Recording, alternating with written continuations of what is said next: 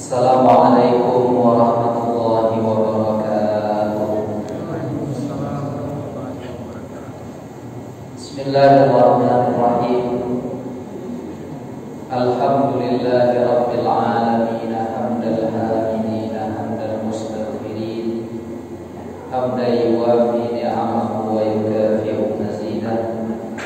Ya Rabbana lakal hamdu kama yanbaghi li jalali wajhikal karim wa 'azimi sultanik.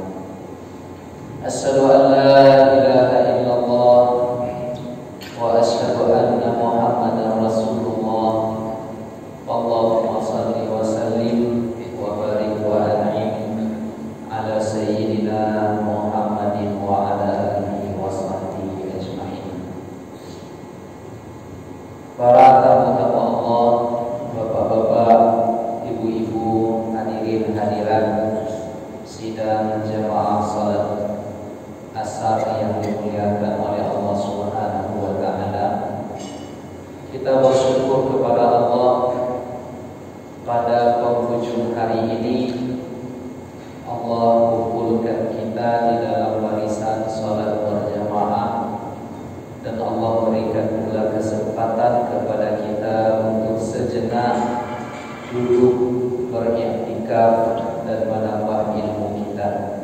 Mudah-mudahan detik-detik yang kita lalui ini menjadi ibadah, dan ini pula nanti yang akan mendatangkan ridha Allah kala di saat di mana kita meninggalkan dunia ini dengan keadaan husnul khatimah. Amin ya rabbal alamin. Salawat dan salam tak lupa kita hadiahkan kepada Nabi kita Muhammad sallallahu alaihi wasallam. Allahumma shalli wa sallim ala sayyidina Muhammadin wa ala alihi wa sahbihi ajma'in. Bapak Ibu hadirin hadirat yang dimuliakan oleh Allah, pada kesempatan kita di sore hari ini, tema yang diberikan kepada kami adalah tentang fikih ibadah. Karena waktu yang singkat, maka saya mencoba mencari tema-tema seputar fikih ibadah yang sifatnya mudah kita amalkan dan ringan kita amalkan, lalu mudah kita pahami. Nah, apa ibu-ibu sekalian, ini tentang persoalan berdoa atau mengangkat tangan dalam berdoa seusai salat fardu. Kenapa ini kita sampaikan? Karena ada beberapa pengajian di luar sana yang menyampaikan bahwa tidak ada doa atau doa mengangkat tangan setelah salat fardu. Ya, jadi ada beberapa sahabat-sahabat kita di luar itu yang berpemahaman, lalu pemahaman ini disampaikan kepada jamaah. Nabi tidak pernah katanya berdoa mengangkat tangan selepas salat wajib. Lalu dalam kaidah pemahaman mereka, siapa yang melakukan sesuatu yang tidak pernah diperbuat oleh Rasulullah, maka nanti otomatis hukumnya menjadi bid'ah. Nah, tahu Bapak-bapak ya, sudah familiar dengan nama ini. Ya. Nah, lalu di tengah masyarakat kita banyak para imam masjid seusai sholat berjamaah mereka mengangkat tangan lalu berdoa kepada Allah Subhanahu wa taala. Nah, seperti apa ini sesungguhnya dalam kajian ilmu fikih. Nah, Bapak Ibu yang dimuliakan oleh Allah, ilmu fikih itu adalah al-ilmu bil ahkam syar'iyyatil amaliyyati, ilmu tentang hukum-hukum syariat yang sifatnya amaliyah, praktis, al-muktasabu min adillatiha tafsiliyah. Ilmu ini dia diambil dari dalil yang terperinci.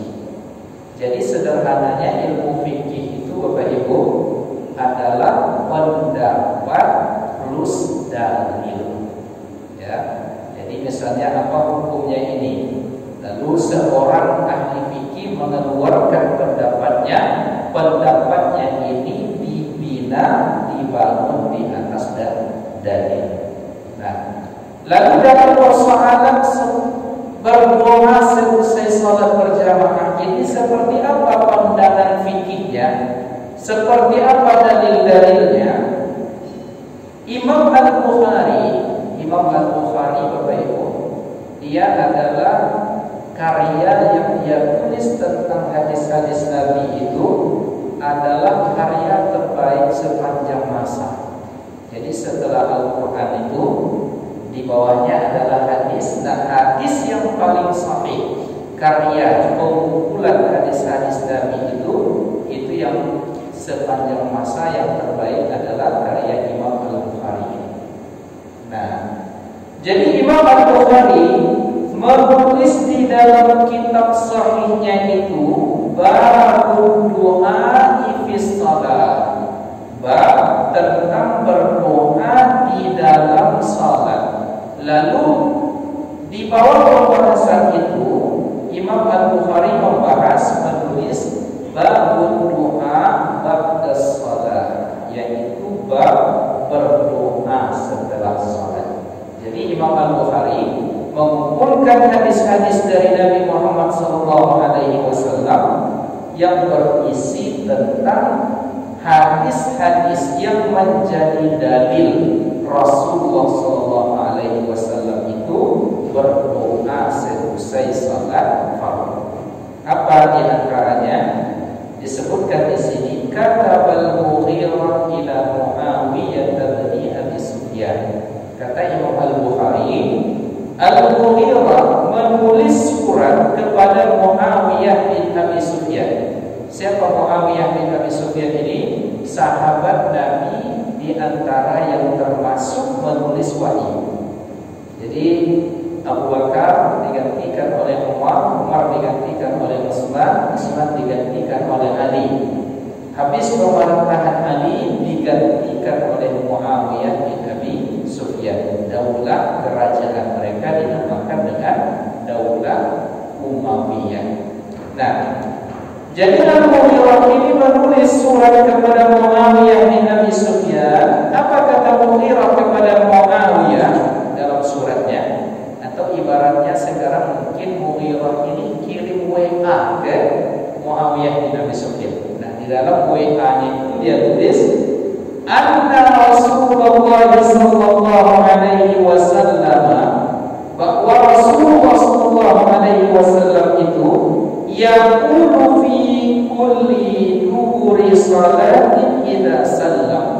Jadi Nabi itu setiap selesai salat berjamaah, salat wajib, itu setelah bersalam, salam ke kanan, salam ke kiri, kebiasaan Rasulullah itu adalah mengucap la ilaha illallah wahdahu la syarika lah, lahul mulku wa lahul hamdu yuhyi wa yumiit wa huwa ala kulli syai'in qadir. Allahumma la mani'a lima a'taita wa la mu'tiya lima mana'ta wa la yanfa'u dzal jaddi minkal jaddu. Nah, ini doa yang dibaca, zikir yang selalu diucap oleh Rasulullah selesai salat fardu. Nah, kemudian di dalam riwayat Imam Muslim, jadi setelah Al-Bukhari itu ada Muslim, masih dalam redaksi yang hampir sama, di mana Al-Mughirah bin Syu'bah menulis surat kepada Muawiyah bin Abi Sufyan. Apa katanya? Idza faragha minas salati wa sallam. Nabi itu setelah selesai salat dan ia bersalam, dia mengucapkan doa yang kita sebutkan tadi. Nah, Bapak Ibu yang dimuliakan oleh Allah, lalu dari dua hadis ini kemudian ada hadis yang diriwayatkan pula oleh Al-Imam At-Tirmizi. Di syarahnya dijelaskan Qalu, para ulama berpendapat, inna du'a ba'da salatil maktubati mustahab. Mereka berpendapat doa setelah salat fardu itu hukumnya mustahab, sunnah, dianjurkan, murahun fihi, sangat disukai, wa innahu sabata an Rasulillah sallallahu alaihi wasallam ad-du'a ba'da salat. Kenapa? Karena kata para ulama ini telah datang riwayat yang sahih dari Nabi bahwa Nabi itu berdoa selesai salat fardu, wa anna raf'al yadaini min adabil du'a, dan bahwa mengangkat kedua tangan itu dalam berdoa di antara adab berdoa. Nah, Bapak Ibu yang dimuliakan oleh Allah Subhanahu wa taala. Nah, maka di sini dikatakan oleh Al-Imam Al-Mubarakfuri, ar-rajihu minni anna raf'al yadaini fi du'a ba'da salati jaizun.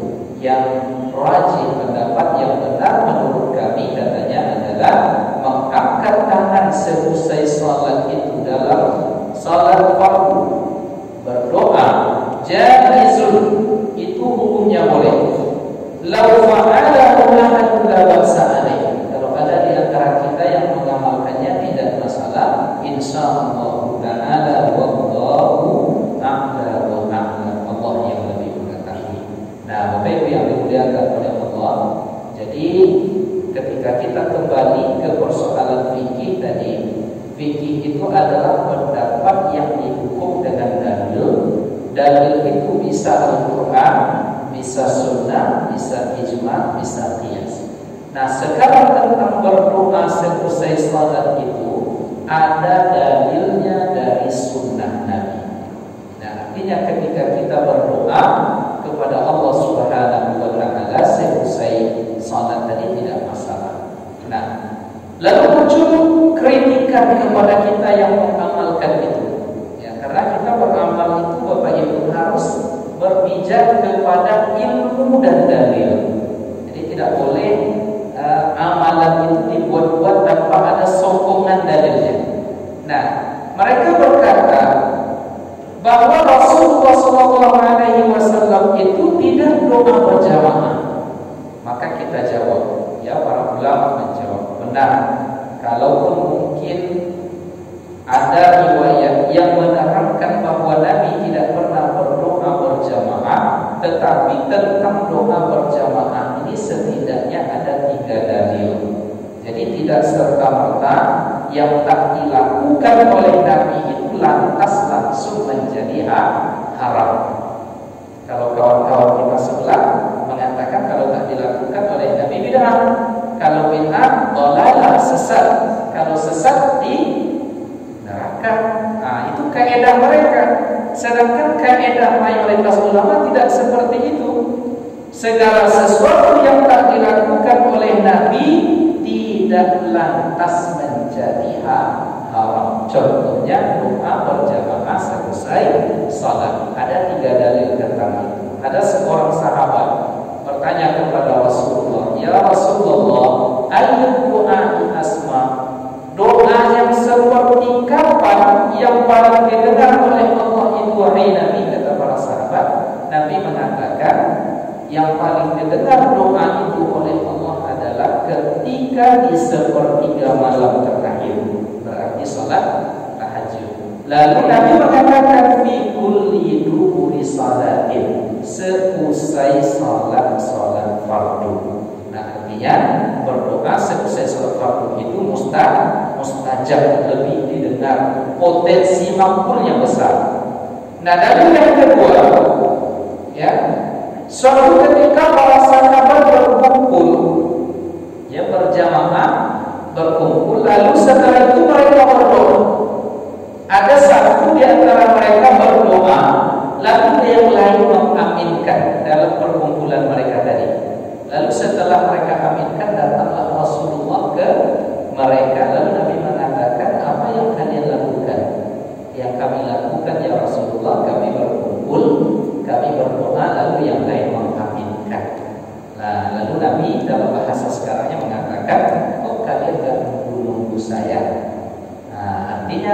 para ulama di sini mengatakan jika di luar sholat boleh berdoa berjamaah, apatah lagi seusai sholat berjamaah. Karena momennya ketika itu di hadis yang pertama tadi dikatakan adalah saat di mana doa itu lebih besar potensi makbulnya oleh Allah Subhanahu wa taala. Jadi itu dalil yang kedua. Lalu dalil yang ketiga apa? Rasulullah sallallahu alaihi wasallam mengatakan majtama'a qaumun, tidaklah satu kaum mereka berkumpul. Berarti kita salat berjamaah berkumpul. Fayad'u ba'duhum, satu orang sebahagian di antara mereka berdoa dalam perkumpulan mereka tadi, wa yu'minuhum sa'iruhum, lalu yang lain mengaminkan, kecuali nanti Allah akan mengabulkan doa mereka. Nah, artinya kita dalam salat asar tadi kan ngumpul, satu berdoa yang lain mengaminkan, maka Allah akan mengabulkan doa-doa kita. Nah, itulah Bapak Ibu ya secara fikih dalil mengapa banyak di tengah komunitas umat Islam itu yang seusai salat fardu mereka zikir berjamaah lalu doa berjamaah berdasarkan 4 atau 5 dalil yang kita sebutkan tadi. Nah, Bapak Ibu hadirin hadirat yang dimuliakan oleh Allah, itu yang pertama. Nah, lalu yang kedua masih dalam masalah fikih. Kalau misalnya kita tidak bersetuju dengan pendapat ini, yang mana pendapat ini dipakai oleh mayoritas ulama, maka kita tak perlu menyalahkan. Ya, sikap yang dicontohkan oleh para salaf, orang-orang yang dididik oleh sahabat Nabi, yang dididik oleh para tabi'in, yang dididik oleh para tabi'in, mereka sangat menghargai perbedaan pendapat dalam persoalan fikih. Ya, jadi kalau misalnya kita tak setuju dengan amaliyah tertentu, kata Imam Sufyan bin Uyainah jika tidak salah, apabila engkau melihat ada orang yang mengamalkan di luar pengamalanmu yang tidak engkau amalkan, misalnya berbeda pendapat, kita ada orang mengamalkan ini, kita tak mengamalkan itu, maka jika kamu sampai ke komunitas tersebut, kata sahabat ini, kata Sufyan bin Uyainah ini, fala tanhahu, jangan dia dilarang.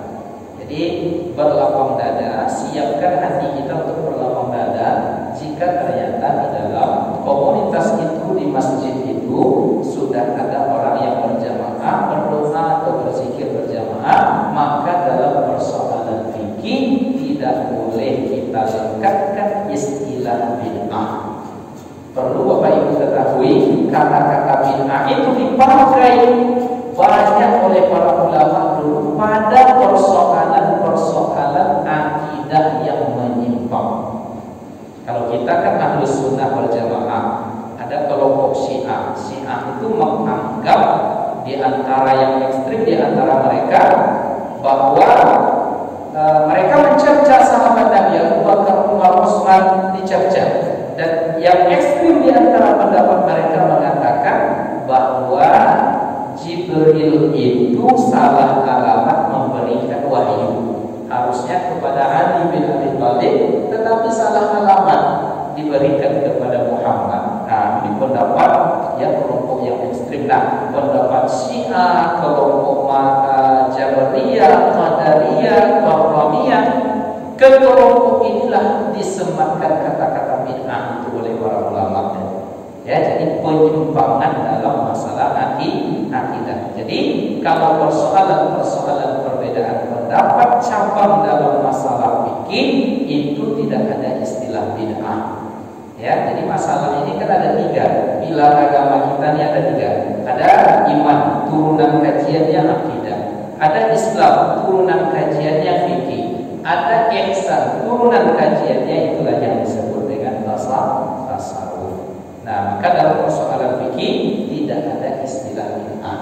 Jadi kalau ada orang misalnya dikit-dikit ngomong bid'ah, dikit-dikit ngomong bid'ah, maaf cakap ini mungkin pikniknya belum jauh, ya baca kitabnya belum terlalu jauh, sehingga mudah melontarkan kalimat tuduhan-tuduhan kepada sesama umat Nabi Muhammad. Nah, lalu yang terakhir Bapak Ibu, dari persoalan fikih doa ini kan sesungguhnya adalah berdoa. Ini tak nanti berdebat, oh tak ada doa setelah salat fardu. Yang mengatakan ada dalil, yang mengatakan tak ada dalilnya. Bahkan orang yang mengatakan tidak ada menuduh, mencerca, mencela, saling bermusuhan akhirnya. Padahal prinsipnya doa itulah yang penting. Ya, jangan sampai gara-gara masalah fikih doa nanti yang doanya tinggal. Sama seperti persoalan mahasiswa saya di kampus sibuk dari habis isya sampai jam 3 pagi berdebat masalah kunut dan tidak kunut dengan segala macam aneka dalilnya, tapi sholat subuh tidak. Berdebat masalah kunut semangat, pas bayang subuh indah, ini kan reset. Jadi ya bukan itu intinya. Intinya sebenarnya kalau kita sudah paham persoalan fikih tadi, pada hakikatnya adalah doa itu sendiri. Maka mari kita maksimalkan ya waktu untuk berdoa itu. Apa sebab? Karena di dalam riwayat Abu Dawud dikatakan begini Bapak Ibu, tidak ada di antara doa itu yang tak dikabulkan sesungguhnya oleh Allah. Jadi setiap doa apapun Bapak Ibu sampaikan kepada Allah, pada hakikatnya makbul. Bahkan misalnya Bapak Ibu misalnya berdoa meminta menambah bini lagi, ada yang semangat waktu itu? Tidak berani. Saya menambah rumah misalnya. Ya. Nah, ini kan tidak ada ibu, jadi kita berani sedikit menyampaikan itu. Nah, jadi tidak ada istilah tidak makbul doa kita itu. Ya, di riwayat Imam Abu Dawud dikatakan, "Ma min muslimin yad'u bi da'watin laisa fiha ismun wa la qati'atu rahim illa wa a'tallahu iyyahu ihda salasin." Nah, itu hadis ini. Siapa yang bisa menerjemahkan? Siapa yang bisa menerjemahkan nanti hadiah umroh insyaallah. Ayo. Ma min muslimin yad'u bi da'watin laisa fiha ismun wa la qati'atu rahimin illa wa a'tallahu iyyahu ihda salasin imma an yastajib Allahu lahu da'wata wa fi riwayatin ukhra wa imma an yu'ajjila lahu talaba aw yusarrifahu anhu su'an mislahu aw yadakhiraha ta'ala fil akhirah. Coba diartikan Bapak-bapak. Siapa yang tahu tunjuk tangan kalau betul lebih hadiah yang umroh. Insyaallah. Umroh dah mulai kita buka. Ada yang bisa? Itu Pak, saya dulu kuliah di Mesir 3 tahun, 4 tahun, di Sudan 3 tahun, 7 tahun lama saya di Arab. Itu anak-anak sebesar ini udah pandai bahasa Arab. Ya, kalau Bapak tinggi ini udah bisa di bahasa Arab, udah bisa dia menerjemahkan doa tadi. Ngerti dia. Ya. Baik, maka muslimin yang memiliki tidaklah seorang muslim itu berdoa dengan satu doa, di mana di dalam doanya tadi tidak ada unsur dosa dan memutus silaturahim. Jadi tidak ada unsur dosa di dalam doanya dan tidak ada unsur memutus silaturahim. Illa wa a'tallahu lahu ihda salasin, kecuali Allah akan memberikan dari doanya tadi 1 dari 3 kemungkinan. Apa yang pertama? Yang pertama dikatakan oleh Nabi, Allah menyegerakan kepadanya apa yang dia minta. Artinya Allah kabulkan langsung. Ya Allah, kata Bapak Ibu misalnya, ya sukseskanlah karirku di PLN ini. Tiba-tiba besok jadi diangkat misalnya jadi apa begitu ya. Jadi dikabulkan oleh Allah doanya. Ya Allah, sukseskanlah proyekku, disukseskan oleh Allah. Ya Allah, lancarkanlah urusanku, dilancarkan oleh Allah. Ya Allah, mudahkan aku memiliki rumah, kendaraan dan lain sebagainya, diberikan segera oleh Allah. Nah, itu yang pertama. Atau yang kedua, wa imma ayyusarrifahu ta'ala su'an mislah. Bisa jadi yang kedua, dia diselamatkan oleh Allah, dipalingkan oleh Allah, dielakkan oleh Allah dari segala kemungkinan keburukan atau musibah yang menimpa. Jadi yang pertama dia tak dapat, doanya tak dikabulkan, tetapi Allah selamatkan dia dari wabah COVID. Allah jaga keluarganya, Allah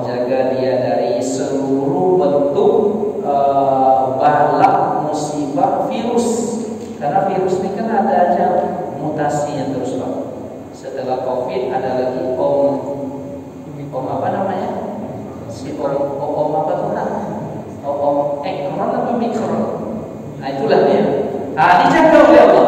Tahun depan tahu pula namanya lagi. Wallahu a'lam. Kita tidak tahu. Nah, bermutasi. Tetapi Allah selamatkan kita karena doa tadi mungkin tak kabul, tetapi kemungkinan yang kedua Allah jaga kita dari segala kemungkinan mara bahaya yang terjadi di keluarga, di diri dan di harta kita. Nah, lalu yang ketiga, kalau tidak yang pertama kita dapatkan, kalau tidak yang kedua Allah ganti, bisa jadi kemungkinan yang ketiga wa imma ayyadahillah ta'ala yaumul qiyamah. Bisa jadi doa kita itu nanti menjadi tabungan yang kita ambil manfaatnya di akhirat kelak. Nah, jadi yang pertama tak dapat, yang kedua tak dapat juga. Lalu kita merasa bahwa kita ini tak ada satu pun yang didengar oleh Allah. Ketahuilah, jika terpenuhi syarat-syarat tentang seputar doa tadi, ketahuilah maka di akhirat nanti kita akan menerima pahala dari doa itu. Maka ada di antara hamba Allah itu dia yang datang dengan pahala salat yang biasa-biasa saja, zakat yang biasa-biasa saja, haji umrah yang biasa-biasa saja, tetapi dia begitu dimuliakan oleh Allah di akhirat nanti. Lalu dia bertanya, ya Allah, rasanya ibadahku tidak begitu spesial dulu, tetapi mengapa aku engkau muliakan pada hari ini? Maka disampaikan kepadanya, ini adalah pahala dari doa-doa yang engkau lantunkan, panjatkan dulu kepada Allah, yang dulu tidak dikabulkan oleh Allah dan tidak pula diganti diselamatkan dari segala kemungkinan musibah. Maka pada hari ini doa engkau itu menjadi pahala yang kami berikan sebagai karunia kepada engkau pada hari ini. Maka demi Allah Bapak Ibu, tidak ada istilah doa yang tidak makbul. Itulah kira-kira 3 poin penting yang bisa kami sampaikan pada sore hari ini. Baik dimensi fikihnya sudah kita sampaikan, dimensi ihsan tasawufnya sudah kita sampaikan, kemudian dimensi akidah iman kita tentang Allah, tentang doa yang kita ucapkan itu sesungguhnya nanti di akhirat akan dibalas oleh Allah Subhanahu wa taala. Barangkali itulah yang bisa saya sampaikan pada sore hari ini. Biasanya ada tanya jawab? Ada atau tidak? Ada. Kalau ada silakan. Kalau tidak, alhamdulillah. Baik, jika ada pertanyaan boleh ditanyakan. Jika tidak kita tutup. Nah, biasanya kalau ada pertanyaan itu kaji itulah masuk biasanya. Baik, kita tutup dengan berdoa kepada Allah Subhanahu wa taala. Na'udzubillahi minasyaitonir rajim. Bismillahirrahmanirrahim. Alhamdulillahirabbil alamin. Wassalatu wassalamu ala asyrofil anbiya'i wal mursalin sayyidina maulana Muhammadin wa ala alihi wa sahbihi ajma'in. Allahumma ighfir lana dzunubana wa liwalidina warhamhum kama rabbawna shighara. Allahumma inna nas'aluka 'ilman nafi'an wa rizqan thayyiban wa 'amalan mutaqabbalan wa shifaa'an lana min kulli daa' wa 'afiyatan lana min kulli baladin wa wabaa' bi rahmatika ya arhamar rahimin. Rabbana atina fid dunya hasanah wa fil akhirati hasanah wa qina adzabannar. Wassallallahu ala sayyidina Muhammad wa ala alihi wa sahbihi ajma'in wa akhiru da'wana alhamdulillahi rabbil alamin.